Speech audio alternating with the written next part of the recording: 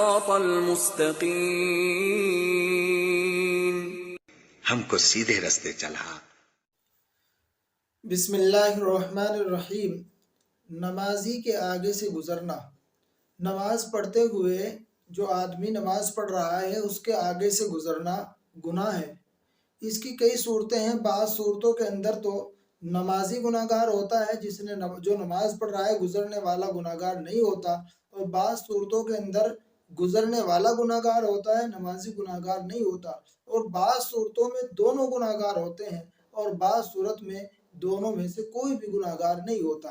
مثلا نماز پڑھنے والا صحیح جگہ پر نماز پڑھ رہا ہے جہاں دوسرے گزرنے کے راستے موجود ہیں اور دوسرے جگہوں سے گزرا جا سکتا ہے، پھر بھی کوئی نمازی کے سامنے سے گزر رہا ہے تو اب نمازی کے سامنے سے گزرنے والا وہ گناہ گار ہوگا.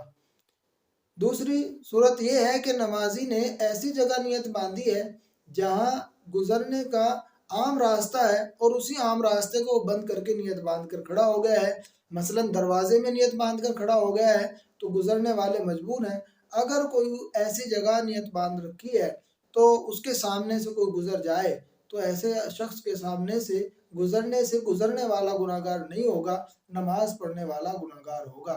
اسی طریقے پر اگر کسی آدمی نے ایسی جگہ نماز کی نیت باندھ رکھی ہے کہ وہ عام راستہ تھا گزرنے کا لیکن دوسرا راستہ بھی موجود ہے اور گزرنے والا دوسرے راستے سے نہیں گزر رہا ہے بلکہ اس کے سامنے سے گزر رہا ہے، تو اس کے سامنے سے گزرنے کی وجہ سے وہ گناہ گار ہوگا گزرنے والا، اور اس کے عام راستے پر نیت باندھنے کی وجہ سے یہ بھی گناہ گار ہوگا.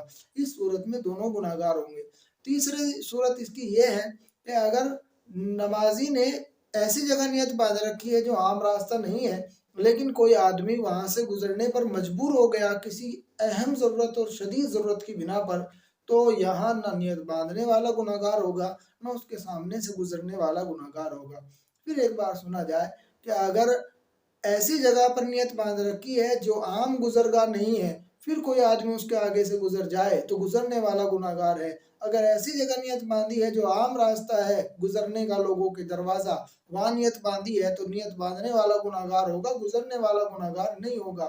یا یہ کہ ایسی جگہ نیت باندھی ہے کہ وہ عام راستہ تو ہے لیکن دوسرا راستہ بھی گزرنے کے لیے موجود ہے، پھر بھی کوئی عام راستے دوسرے راستے کو چھوڑ کر اسی راستے سے گزرے نمازی کے سامنے سے، تو وہ گزرنے والا نمازی کے سامنے سے گزرنے والا گناہ گار ہوگا، اور یہ نمازی اس لیے گناہ گار ہوگا کیونکہ اس نے عام راستے پر نیت باندھی ہے. تیسری صورت یہ ہے کہ اس نے صحیح جگہ پر نیت باندھی ہو لیکن گزرنے والا شدید تقاضے کی وجہ سے مجبور ہو گیا ہو، یا تو یہ کہ کوئی حادثہ پیش آ جائے یا کوئی ایسی ضرورت پیش آ جائے جس کی وجہ سے وہ مجبور ہو، تو نہ گزرنے والا گناہ گار ہوگا نہ نمازی گناہ گار ہوگا. لہذا اگر کوئی آدمی نمازی کے سامنے سے گزر رہا ہے تو نمازی اس کو روک سکتا ہے. کس طریقے پر؟ اس کے طریقے یہ ہیں یا تو اشارے سے روکا جائے، اشارے سے روک دیا جائے، بولا نہ جائے، یا یہ کہ قرات آواز سے کر دی جائے یا سبحان اللہ وغیرہ کہہ دیا جائے تاکہ گزرنے والے کو پتہ چل جائے کہ یہ نماز پڑھ رہا ہے اور وہ اس کے سامنے سے گزرنے سے رک جائے. لیکن اگر کوئی آدمی گزر گیا ہے تو گزرنے والے کو برا بھلا نہ کہا جائے، نہ اس کے ساتھ لڑائی جھگڑا کیا جائے، بلکہ وہ گزر گیا ہے تو گزر گیا ہے، اب وہ گناہ گار ہوگا. لہذا نماز کے معاملے میں جب ہم نیت باندھ رہے ہیں تو اس وقت خیال رکھیں کہ صحیح جگہ پر نیت باندھیں اور صحیح جگہ پر نیت باندھ کر اپنی نماز کو ادا کریں. اللہ تعالیٰ